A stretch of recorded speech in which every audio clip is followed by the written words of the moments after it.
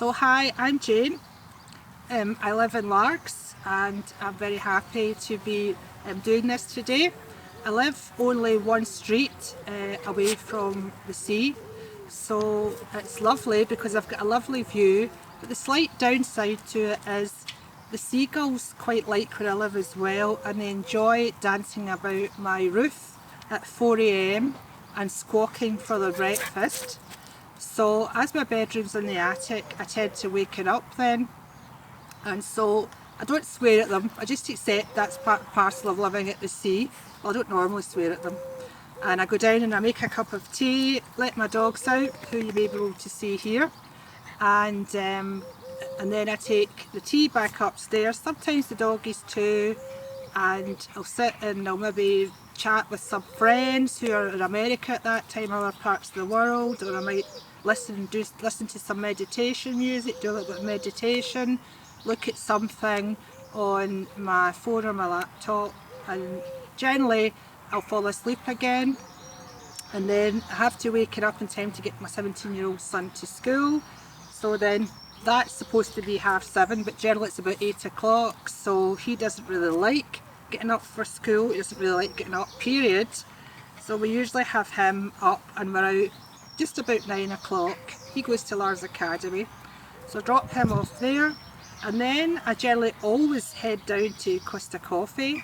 I have my morning coffee and my breakfast in there, and the staff are lovely and they always know what I want. Large skinny latte, extra hot, in a carry-out cup and a glass of water. I usually have that, and I usually have like a little bit of fruit bread with it, because I'm trying to kind of watch what I'm eating. So, and Costa Coffee is actually, it's my socialising place, it's my fun place, and it's my workplace. There's so many interesting characters in there, and I've heard so many amazing stories from them all that I've actually been inspired to write a little comedy drama based on a cafe not unlike Costa Coffee.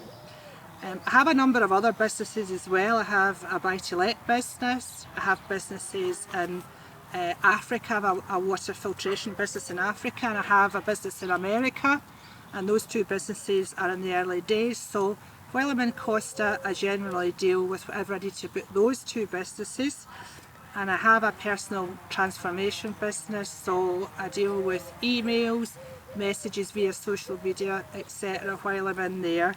Oh yeah, if there's a paper, I generally have a look through the paper, but there's never that great news in there, so I don't take it all too seriously.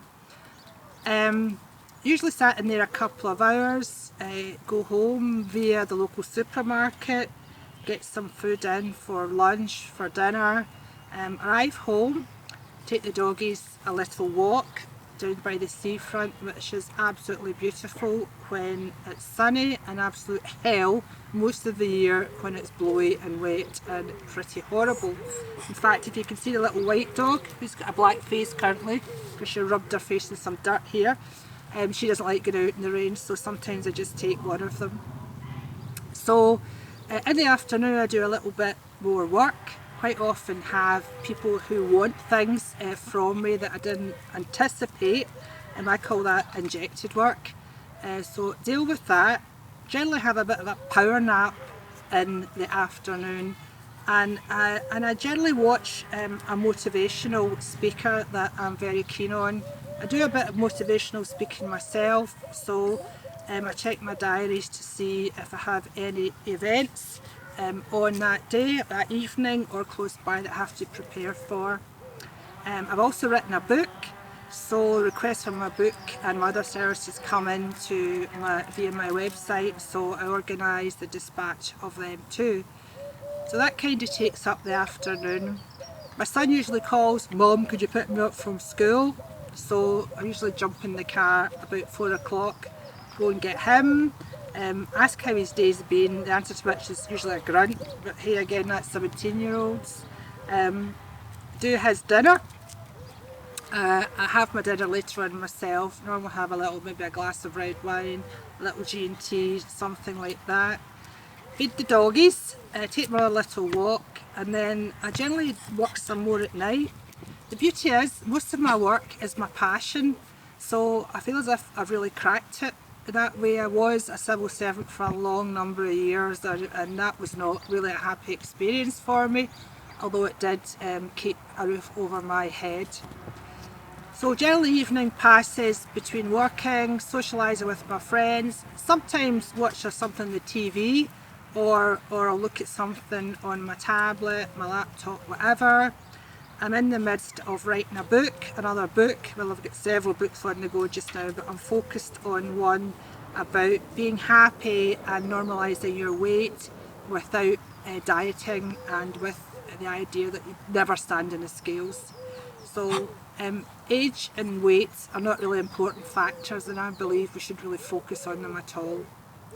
So generally go to bed, it can be any time between 10 and 12. Again, do everything you're not supposed to, put the tablet on, put the phone on, chat to people, all that kind of thing.